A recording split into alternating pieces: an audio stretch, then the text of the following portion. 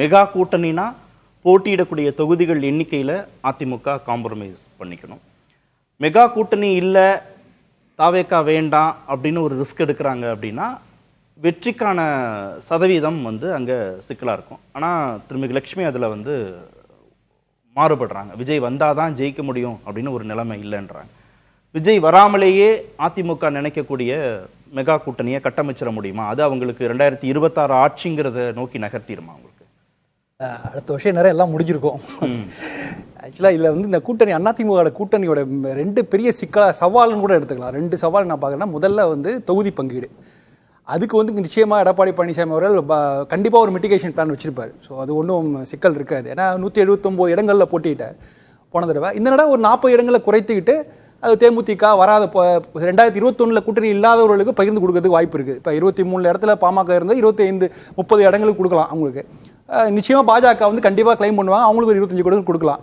புதுசாக தேமுதிக சேர்த்து புதிய தமிழகம், ஜிகே வாசன் எல்லாருக்கும் திருப்திகரமாக அதை அலாட் பண்ணி கொடுக்க முடியும். நிச்சயமாக குறைந்தபட்சம் எப்படியும் ஒரு 139 இடங்கள் இரட்டை லைன் இருக்கும். ஸோ அதனால அந்த தொகுதி பங்கீடு விஷயத்தில் ஒரு பெரிய சிக்கல் வராதுன்னு எனக்கு தோணுது. இரண்டாவது அம்சமா தாவேக்கா சேர்த்து சொல்றீங்களா, சேர்க்காம சொல்றீங்களா? தாவேக்கா சேர்க்காம தான். இன்னைய வரைக்கும் நான் என்ன சொல்லுவேன்னா, மெகா கூட்டணிங்கிறது இன்னைக்கு தாவேக்கா 100 இடங்கள் கூட்டணிக்கு போயிடுன்றீங்களா? இல்ல தாவேக்கா வராமலே இது மெகா கூட்டணி தான். ஆக்சுவலா இப்போ இருக்கிறவங்களை அஃபிஷியலா உறுதிப்படுத்தி பாமக, தேமுதிக, புதிய தமிழகம் உள்ள கொண்டு அஃபிஷியலா டிக்ளேர் பண்ணி ஒரு என்டிஏ சார்பாக மிகப்பெரிய ஒரு பொதுக்கூட்டத்தை போட்டாலே அதுவே மெகா கூட்டணி தான். தாவேக்கா உள்ள வரணுங்கிற அவசியம் இல்லை.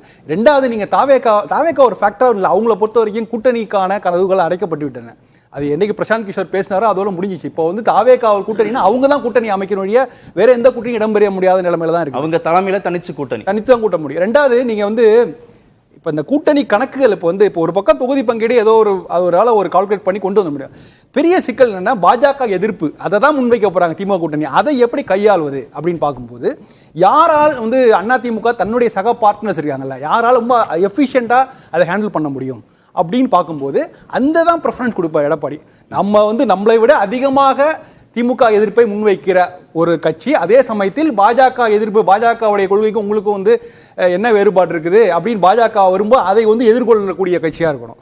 ஸோ அந்த மாதிரி கட்சியின் ப்ரிஃபரன்ஸ் பார்க்கும்போது அது பாமக தான் அதிகமாக தேர்ந்தெடுப்பார். ஏன்னா அவருக்கு 2021 கடைசி நேரத்தில் இருந்த கூட்டணினால அது ஒரு பெரிய திமுக எதிர்ப்பையும் வீரியமா வைக்கணும், பாஜகவோடையும் அகாமடேட் வைக்கணும். இல்ல பாஜக எதிர்ப்பு வைக்கிறாங்களா, திமுக கூட்டணி வைக்கிறாங்கல்ல, பாஜக இப்படி ஒரு கொள்கை இருக்கு, உங்களுடைய நிலைப்பாடு என்ன அப்படின்னு சொல்லும்போது இன்னைக்கு அதிமுக மட்டும் தான் பதில் சொல்லிட்டு இருக்கு. அதிமுகவோட ஒரு எஃபிஷியன்டா நீங்க பாஜக பத்தி பேசிட்டு இருக்காதீங்க, தமிழ்நாட்டு கிரவுண்டை மட்டும் பேசுங்க அப்படிங்கிறது சொல்லக்கூடிய அளவுல ஒரு வலுவான, அதுக்கு திமுக கூட்டணி கவுண்டர் அட்டாக் கொடுக்கக்கூடிய ஒரு கட்சியா இருக்கணும். சோ அந்த கட்சியை தான் எடப்பாடி அவர்கள் தேர்ந்தெடுப்பாங்க. பண்ணாதா தாவேக்கா பண்ணுவதற்கு வாய்ப்பு இல்லை. ஏன்னா அவங்க இப்போ ஒரு சேஃப் கேம் பிளே பண்ண வேண்டிய, அதாவது நான் 2 கொஸ்டின் தான், ஒன்னு பாமக வேணுமா தாவேக்கா வேணுமா அப்படின்னு வரும்போது இன்னைக்கு எடப்பாடியோட தேர்வு பாமக தான் இருக்கும். ஏன்னா பாமக ஆல்ரெடி அவங்க ஏற்கனவே அந்த கூட்டணியோட இருந்திருக்காங்க. கடைசி நேரத்தில் வந்தனால ஓட் டிரான்ஸ்ஃபர், மற்றபடி அவங்க இன்னைக்கு ரொம்ப இன்டாக்டா இருக்காங்கனால அதுதான் உங்களுக்கு வேவ்லென்த் செட் ஆகும். விஜயின் வரும்போது அவங்க புது கூட்டணி எப்படி அமையும் தெரியாது. அங்க சாய்ஸஸ் இருக்கா? தாவேக்கா தலைமையில ஒரு கூட்டணி நீங்க சொல்றீங்கல்ல, இப்ப பாமகவும் இந்த பக்கம் வந்துரும், தேமுதிகவும் இந்த பக்கம் வந்துரும்னா தாவேக்கா தலைமையிலான கூட்டணிங்கிறதுக்கு யார் மேஜர் பார்ட்னர்? யார்? ஏடிஎம்கே நீங்க பாமக மாதிரியான, பாஜக மாதிரியான ஒரு மேஜர் பார்ட்னர் வேணும் திமுகவை எதிர்கொள்ளனா, தாவேக்காவுக்கு யார் மேஜர் பார்ட்னர்? தாவேக்காவுக்கு மேஜர் பார்ட்னர் வர்றதுக்கு வாய்ப்பே இல்லை. அதான் ஒருவேளை அவங்க திமுக கூட்டணியிலேருந்து யாராவது விலகி வந்தால் அதை தாவேக்கா கன்சிடர் பண்றதுக்கு வாய்ப்பு இருக்குது. நீங்க தாவேக்கா கூட்டணி அவங்க டிமாண்ட் என்ன பண்ணாங்க, அதெல்லாம் நிறைய செய்திகள் அடிபட்டது.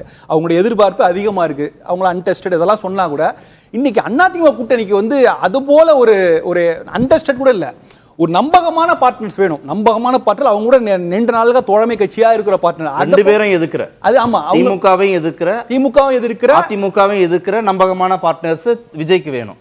விஜய்க்கு வேண்டும். விஜய்க்கு வேற ஆப்ஷனே கிடையாது. விஜய் நீங்க திமுக அதிமுக கூட்டணியிலிருந்து வெளியேறக்கூடிய கட்சிகள், மேபி தொகுதி பங்கீடு அதுல சாட்டிஸ்ஃபை ஆகாம வெளியேற கட்சிகள் நான் தாவேக்காக போகும்.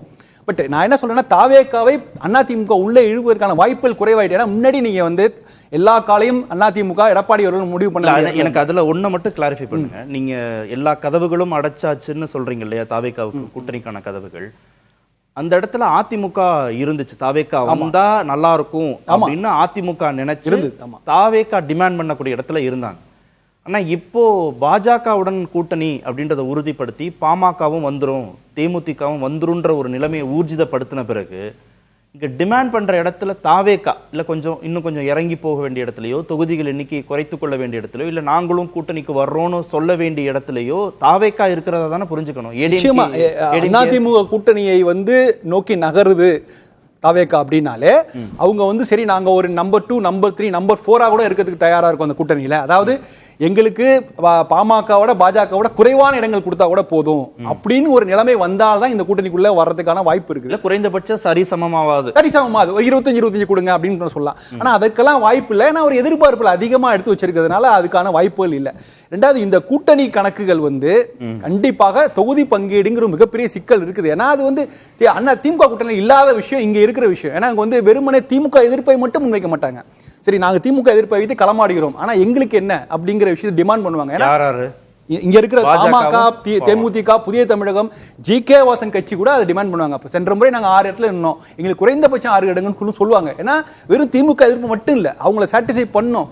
சோ அந்த இடத்துல இருக்கு. சோ இப்படி இந்த இடத்துல சிக்கல் இருக்கும்போது தாவேகா உள்ள அவங்களுக்கு அலாட் பண்றதுக்கு என்னன்னு கேட்டா அது கூட்டணி ஆட்சியை நோக்கி நகர்த்தக்கூடிய அழுத்தம் தானே. அப்படிதானே புரிஞ்சுக்கணும். பாஜக நிறைய இடங்கள் கேக்குது, பாமக கேக்குது, அதிமுகவுக்கான பிரதிநிதித்துவத்தை கொஞ்சம் குறைச்சிடணும், தங்ககிட்டையும் ஹோல்டு இருக்கணும்னா கிட்டத்தட்ட ஏடிஎம்கேவை கூட்டணி ஆட்சியை நோக்கி நகர்த்துற புள்ளி தான். இல்ல நான் அப்படி பார்க்கல.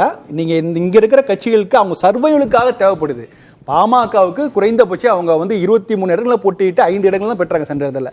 இன்னைக்கு குறைந்தபட்சம் அவங்களுக்கு ஒரு 15-20 தொகுதியில வெற்றி பெற்ற வேண்டிய கட்டாயம். நிறைய தொகுதிகளா வின்னபிலிட்டியா? எது வின்னபிலிட்டி தானே முக்கியம். ஒரு குறைந்தபட்சம் ஒரு 15 எம்எல்ஏக்கள் அடுத்த முறை அவங்க சட்டமன்றத்துக்கு போகணும். அதே மாதிரி தேமுதிகவுக்கும் ஒரு கவுண்ட் வேணும். இதுதான் அவங்களுடைய ஃபர்ஸ்ட் ப்ரையாரிட்டி. கூட்டணி ஆட்சி இடம்பெறுமானுங்க அதெல்லாம் ஒரு அடுத்த எம்எல்ஏக்கள் பாமகவுக்கு போகணும்னா 40-45 சீட்டு கொடுக்கணும் பாமகவுக்கு. ஆமா, அப்ப ஏடிஎம் கேட்ட என்ன, அப்ப பாமகவுக்கு 45 கொடுத்தா பாஜக எத்தனை கேட்கும்? கண்டிப்பா ஒரு அதிகபட்சமாக 25-30 இடங்கள் தான் பாமக கிடைக்க போகிறது. ஏன்னா நீங்க எல்லாரும் அக்கமெண்ட் பண்ணாதான் அவங்களுக்கும் ஓட் டிரான்ஸ்ஃபர் ஆகணும். அந்த மாதிரி ஒரு பலமான கூட்டணியா இருக்கணும்னா எல்லாருமே கொஞ்சம் விட்டு கொடுத்து தான் ஆகணும். ஏடிஎம் கொஞ்சம் சிக்கல்ன்றீங்களா? தொகுதிகளை பிரிச்சு கொடுக்குற எண்ணிக்கை அவங்க தான் சென்ற முறை 179 இடங்கள் இருந்தாங்க. இந்த 40 இடங்களை விட்டு கொடுப்பாங்க. நிச்சயமா 40 இடங்களை விட்டு கொடுத்து அது புதிய காட்சிகளை உள்ள அகாமடேட் பண்ணுவாங்க. ஆனா தாவேகா உள்ள வருவதற்கான வாய்ப்புகள் கொஞ்சம் கூட இல்லைன்னு தான் என்னுடைய புரிதல்.